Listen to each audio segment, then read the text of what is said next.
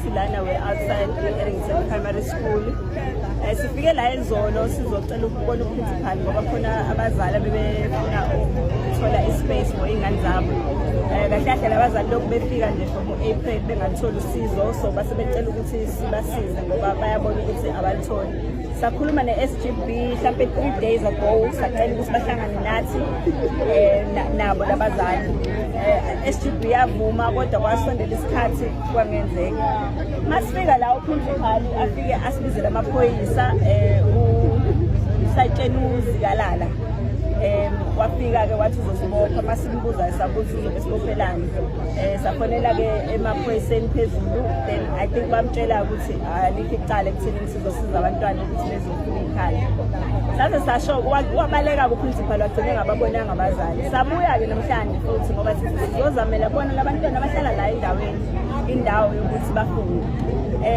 Njengamanje list ihleli kubazali abawu-60 bangaphosisi bonke bahlala la endaweni.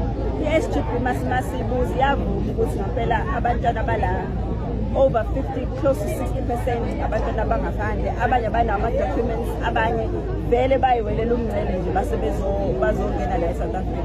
So okwethu ukuzothola ukuthi lezi ngane lezi zase-South Africa enganayo indawo ehlala la fanele zenze njani ngoba bona bakwazi ukuthatha iy'ngane esingazazi nokuthi iqhamukaphi, azizazi nokuthi zobani.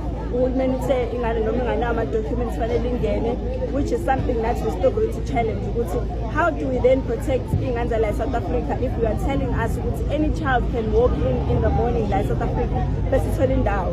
So if uhulumeni every child has a right to education, which children if ezo-exclude lezi zala eSouth Africa? Labo bonke labantu abahleli lapho sasekuseni bangavuka begoduke bemazweni abo baqhubeke beyopheka ujolofindo abawuphekayo whatever.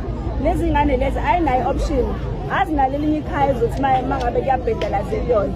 So sizozama ukuthi siyifake le ngane la, because if bengayifaki la kumele benze sure ukuthi le ngane ziyafunda, because khona ezinye eseyidlalela zangafunda from last year lokhu kuthiwa isikole sethu nalo sefu kufanele implement eyodwa ngoba nakho uhulumeni wethu uzama ukuba uMother Teresa wase-Afrika.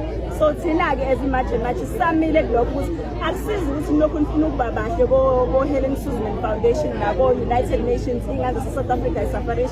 If nifuna ukusibopha for that sibopheni kodwa lezi ngane zona zizofunda. Okusala yilokho zona zizofunda, and if zingafundi will come here and camp every single day nizifake esikoleni.